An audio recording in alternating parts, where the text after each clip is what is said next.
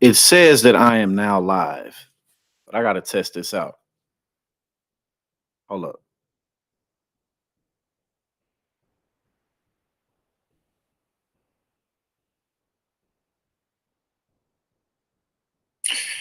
It it works. It works. I went on ahead and got this live stream set up so I can do some screen shares and everything like that. This is good. This is good because I hadn't been doing it before, but now that I'm gonna be doing more just daily live streams about all types of stuff and just in general, it'd be better to, you know, have it looking a little better. So it took me a little while to get this together. But actually, while I was figuring stuff out, it was revealed that Sam Bankman Fried, he's about to be released on bail for quite a hefty penny. We're going to go over quite a few things today. Yes, indeed, we are. So, of course, we're going to talk about Sam Bankman Fried being released, some of what that entails. We're going to talk about a couple of things at Binance because they're continuing to purchase more companies. I mentioned the other day that they're buying Voyager for over $1 billion. It hasn't officially happened yet, but that's what they're set to do, as well as um, um, this coin out of Indonesia called Toko Crypto. In 2020, they purchased 60% of it, and they're now set to get 40% of that. So we're going to talk about that. I'm gonna give an example of all the people who are still holding on to shit coins, and just in terms of how much money they really have lost with Shiba Inu coin, the whale, and that basically just means somebody who owns like a majority of the shares or the coins rather. He's dumping them like crazy, and people who own these coins really can just sit around and do nothing about it. And then I'm also going to talk a little bit about a Ponzi scheme in New York because we lest we not forget, it's not just the crypto markets where all this scheming and scamming is going on. And then also, um, the other day I was talking about and I talk about this online all the time about how the big oil companies, they waste so much, not companies, well, they do waste money too, but the oil nations like the United Arab Emirates and Saudi Arabia, they keep announcing all these major projects that they really can't afford and they never finish them. Nonetheless, they announce them all the time anyway. So I'm gonna take a hit of this real quick and then we gonna get into it.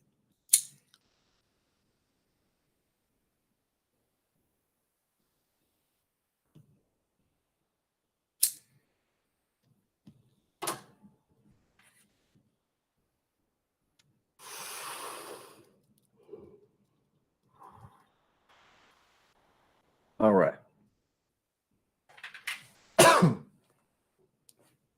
So first, let me see. Hold on, give me a sec. I'm gonna pull up a different screen real quick. Go to this other one sec. Hold- Yeah. Okay, where is it? Okay, here we go. All right. So again, this is just ridiculous right now. One of the things that I mentioned before and that I talk about a lot is that, whether there's countries like Saudi Arabia, and I'm not even here to talk about all the atrocities, against the citizenry and, that they have. I'm just talking about specifically economics and what these countries have chosen to invest in versus not invest in. Now, um, as we know, the Saudi Arabia pretty much only has one export. So does countries like Dubai, Qatar, all of them. Pretty much oil is their only export. And the biggest issue with that, whether it's oil, salt, it doesn't matter. If your country only has one export, if the price drops with that, or if sanctions get put on your country, or let's say that the United States decided to scrap the deal of Saudi Arabia selling all of their money in American dollars, or sanction Saudi Arabia for what they do to their citizenry, whatever it is, they could tumble greatly. As Venezuela has far more oil. Venezuela, they have way more oil than Saudi. Well, I don't know about way more, but they have the largest oil reserves on earth, and their economy is very poor because of the sanctions put against them and because they allowed themselves to pretty much completely develop around one export. So I say all that to say so we can get into this, right? So MBS, Mohammed bin Salman, the leader of the Crown Prince of Saudi Arabia, he keeps on announcing all of these extremely expensive projects, right? And I don't know if you've seen a NEOM, where it's a collection of projects that's supposed to be $500 million, and then he announces other building projects for giant skyscrapers that are going to cost $100 billion or $200 billion. And over the past month and a half, I've added up about $200 trillion worth of expenses for these projects that they're supposed to build. They're about to build some giant tower in a city, but they never completed the giant tower, the Jeddah Tower. That was supposed to be taller than the Burj Khalifa in Dubai, but they never completed that. You know what I'm saying? So the NEOM, the city that's supposed to be just a straight line city for 170 kilometers, it doesn't make sense. Everything about it is basically just a 12th grade science project, and they're not going to finish these things. So now, of course, they're talking about spending $500 billion to build a ski resort in the middle of the desert. All right, so let's go over this just a little bit because this is funny. The Kingdom of Saudi Arabia will be an eye-catching nation in the coming years. No, it won't, because again, they have one export, and all the royal family does is enrich itself with it. A significant jewel of the glittering destination will be the mega project called Trojena, part of the $500 billion project NEOM City. Trojena will offer year-round outdoor skiing and adventure sports and is slated to be completed in 2026. All right, well, again, now these countries have had decades to possibly, become experts in certain technologies or certain types of services or whatever it may be. And all they've done, again, the royal families have just enriched themselves. And now you're talking about spending all this money to build a ski resort in the middle of the desert. Meanwhile, the citizens are not getting any of this investment. So it's not sustainable. Said to be 33 times the size of New York City, the mountainous haven will house a ski village, an artificial lake, ultra luxury mansions, and the Mirror Line. No, it won't. They're not going to finish this. 33 times the size of New York City. And this is what dictators do. They always build, we're just going to build it big. But what's the utility? It's fucking big, bro. That's the utility. It's huge. Motherfuckers can see my dick from space. That's the utility. That's all these motherfuckers be doing, man. They just be, look at my dick and my balls, both my balls hanging, swinging in the breeze. That's all this shit is. Because again, it's like Saudi Arabia is in the middle of the fucking desert, and y'all talking about building a ski resort 33 times the size of New York City. Come on. How much it's going to cost to fucking maintain this? Get out of here, man. And again, the biggest problem with this is that they announce projects and they don't finish them. Dubai, several man-made islands that just they stop building. The Burj Khalifa, they have poop trucks that come every single day. Oh, hold on one second. I am live streaming. Say hello, everyone. What's goody? Coming live from the one that you was out here in St. Louis. I got my screen share set up, so it's a little better now. Now I can show everybody the stuff I'm looking at. But now I'll call you back though. I just took down. I'm with Cinco. He live out here in St. Charles too. So if you want to pull up on us, right around the corner. All right, bet I'll hit you up a little bit later. All right, for sure. Yes, indeed. That was my brother Walt.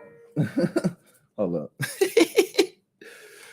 But yeah, again, I'm gonna wrap this up. But I just thought that this was pretty funny because again, it's like these oil magnate nations that are ran by royal families that have had decades to invest in themselves properly. They're doing shit like this, and it's just stupid. All right, so now we're gonna go on to the next story. Hold on, let me get this next one up real quick. Bow, where we at? Mysterious. Hold up. And I don't know if I have the comment thing set up in terms of on the YouTube either. I'm not sure about that. But hold on. I got to see which was the second one I'm going to do. Now we're going to go into this New York Ponzi scheme. Here we go. A boom. All right. Man sentenced for nationwide Ponzi scheme in Rochester, New York. I live in New Jersey now, so I'm not. Well, I'm in St. Louis with the family right now for Christmas, but um, I live in New Jersey, so I'm not too far from out that way. But okay, so here we go. A man convicted of defrauding hundreds of investors out of millions of dollars in a nationwide Ponzi scheme that's been called the largest ever in Western New York has been sentenced to 20 years in federal prison. So what did they do? Prosecutors said Christopher Paris and Perry Santillo pitched investment opportunities to victims, bilking close to 1,000 investors out of at least $115.5 million. Authorities said it began in 2008 and ran through 2017. Oh, look at that. Is some cute slippers right there. Some really cute baby slippers. I like those. The remainder of the money was used to finance lavish lifestyles of the hold on. Okay, so it was a Ponzi scheme because again, they just used the new funds to pay off old investors until it collapsed. That's how Ponzi schemes always collapse. The remainder of the money was used to finance lavish lifestyles of the defendants and others, to expand the scheme by purchasing additional investment advisor brokerage businesses so they can maintain new investors, and to pay operating expenses and salaries of the businesses that they had purchased. So again, they ran this scheme for almost 10 years, and they have been arrested and found. They bilked people out of $115 million. And again, I wanted to just kind of pull this up momentarily before I go into Sam Bankman-Fried and FTX and Binance and stuff like that, because, you know, schemes are still happening in the financial markets outside of crypto. It still goes down. It still happens. Okay, that's about it. I don't really we good on that. Now we're gonna get into the juice. Now we gonna get into the ice. Hold up. Sam Bankman-Fried. Sam Bankman-Fried to be released on bail. Oh God. At first they wasn't talking about letting him out on bail. So let's go through this. Then I have some comments. Sam Bankman-Fried was granted release on $250 million bail at a court hearing today. Prosecutors allege he siphoned money from a cryptocurrency exchange he ran. Obviously, we know that. Two of his top associates, Caroline Ellison and Gary Wang, who we'll talk about momentarily, pleaded guilty and are cooperating with prosecutors. All right, so let's look into this a little bit. Sam Bankman-Fried will be released from custody on $250 million bail. Okay, I just read that. Judge Gabriel Gorenstein and Bankman-Fried will be fitted with an ankle monitor Thursday when he's expected to be released after the hearing in Lower Manhattan. The FTX founder was arrested on December 13th in the Bahamas, where his company is headquartered, as federal prosecutors in Manhattan unsealed an 8-count criminal complaint against him. He was flown to New York on Wednesday night after a Bahamian magistrate judge who denied him bail signed off on the extradition. All right. So at first he was denied bail, but now they're letting him out for a little bit. But they're not gonna let this guy go, man. The fallout's too big. The scheming was too great, too obvious, and he may be able to go home with mom and dad for a few days, but it's not. They need a fall guy. You know what I'm saying? Like it's of no benefit for him to be let go completely. So don't worry about that. You know, he'll be on bail for a little bit, but he gonna be back. Okay, so hold on. There was a few other things, I think. Yeah, because I'm gonna talk about Gary Wang in a second, because he was the co-founder of FTX. Okay, so Bankman-Fried is expected to be held in the Metropolitan Detention Center, a federal jail in Brooklyn, while awaiting trial.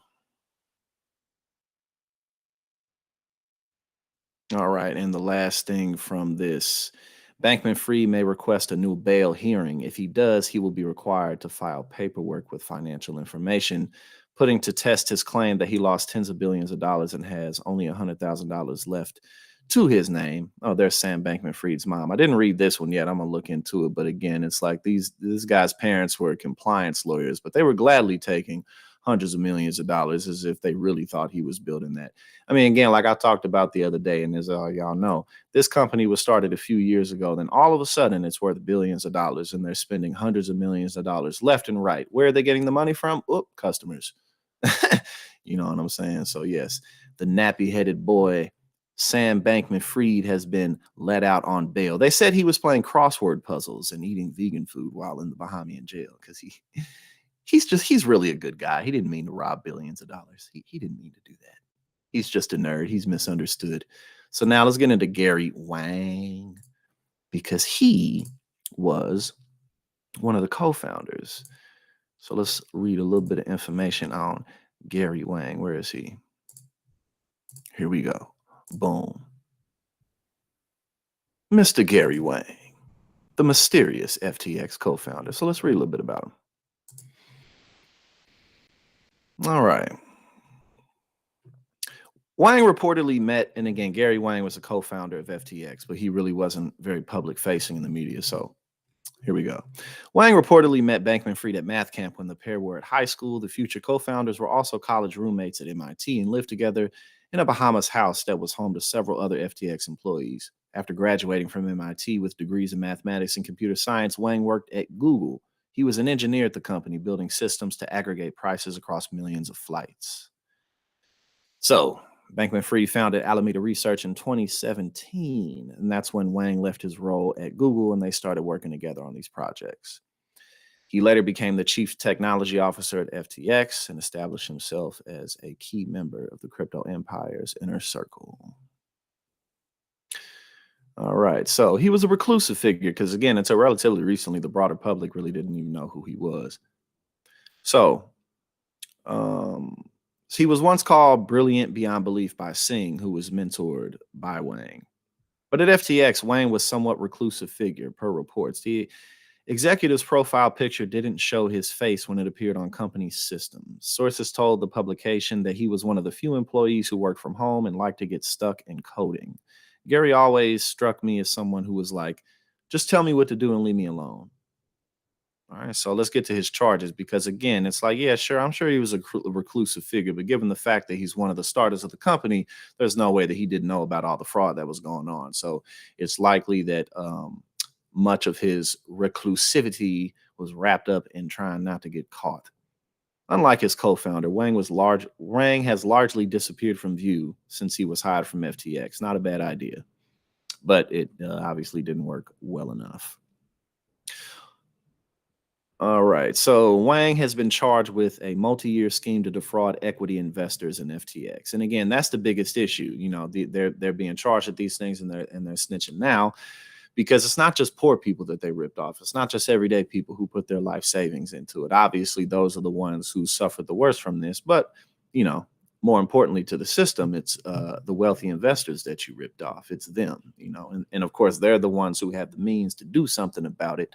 Therefore, something has been done about it indeed. But Wang and Ellison have been arrested.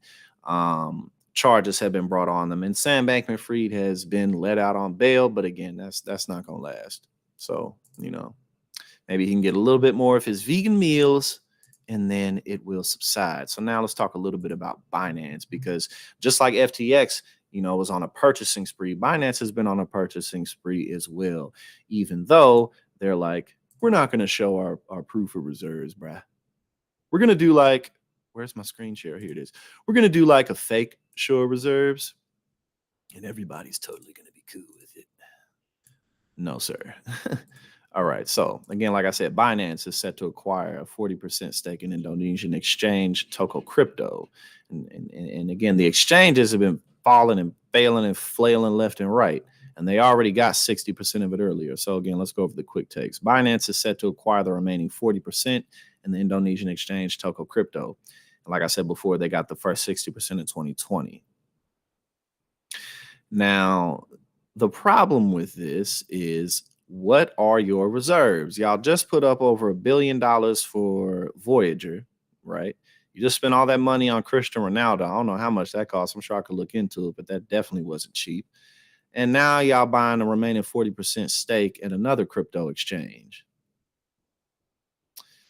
All right, so let's go over to some of the important information. And of course, people are declining to comment on the ins and outs of this. So let's go over this a little bit. Toko Crypto was founded in 2018 and is regulated by Indonesia's Commodity Futures Trading Regulatory Agency. And a lot of what Binance does, because they won't reveal where they're actually located, is they have these basically front companies that are kind of regulated, but not really. So again, it's like, guys, everybody's on to you. Okay, so Toko Crypto, they claim to have more than 2 million registered users and is backed by the Singapore-based crypto market maker QCP Capital. QCP Capital was a founding investor in Toko Crypto. And again, it's looking like, hold on, where is it at? I got this last little section right here. Binance appears to be targeting the Asian market for expansion lately. Of course. So again, the biggest problem with this is that, Binance, CZ, he's been parading himself around like he's this ethics hero. He's been doing, he's been acting like he's above the fray, but when people really question him, and I went over the other day about how Binance really doesn't have any transparency into their financial reserves, where they're based, how they operate. And then Mazars pulled the plug on auditing them or anybody else. And then when you question ZZ, either he'll say, "Oh, you're just have a negative mindset that's going to keep you poor." Like, okay, what are you, a 14-year-old libertarian white boy? What does that even mean? And then secondly, it's like, you're not making yourself look good at all. But again, they're spending all this money. Where are you getting the money from? And lastly, let's go over some of these shit coins, Shiba Inu, again, to see where it is now, how much it's worth now, because the whale has been dumping the Shiba Inu coins. And anybody who is still holding on to these, man, I feel bad for you, my brother. I truly do. Here we go. Boom. Shiba Inu. The whale dumps 210 billion SHIB coins to Binance. The price tumbles. So where is it at now? Shiba Inu price tumbled over 3% in the last 24 hours, with the current price trading at, I don't even know what the hell that is. What is this? This is Shiba Inu is now trading at 0.00000898894 cents. That shit is never going back up. What is even the point now? On-chain analysis platforms like Look On Chain, in a tweet on December 15th, shared that a Shiba Inu whale has transferred 207 billion tokens worth $1.9 million. So again, the whales, and this is what happens, either it's pump and duck rug pull schemes, or whales end up owning most of the shares, and at whatever point they feel like it, they can just pull the rug. All right, so let me find where it was said on what he's set to make. It's down here somewhere. Hold on one sec. Like this guy said, okay, here we go. If the whale sells his sheep holdings at the current price, he will make almost $18.3 million. And again, the rest of the pricing is at like 0.00000000894 cents. God, man. Look, if you're gonna do anything in crypto, keep it Bitcoin and USDT. Because if you ain't, all these other shit coins are just completely out of the question. What the hell are you thinking? You know what I'm saying? But pretty much the main big story that we went over today is Sam Bankman-Fried being released from prison momentarily. So we'll keep you updated on that. But yes, I got my screen share technology good and going, and I'm gonna keep this up, and we'll see what's going on tomorrow. The news, it really ain't gonna be that popping until we get into the new year. I don't know that though, so I will certainly be around. But I appreciate anybody who joined me. I don't even know if I could see people from this end, because I'm not doing this straight through YouTube. I'm doing it through this platform called BeLive. So if you join me today, I appreciate it. I'm going to chop up this content, and I will see y'all later.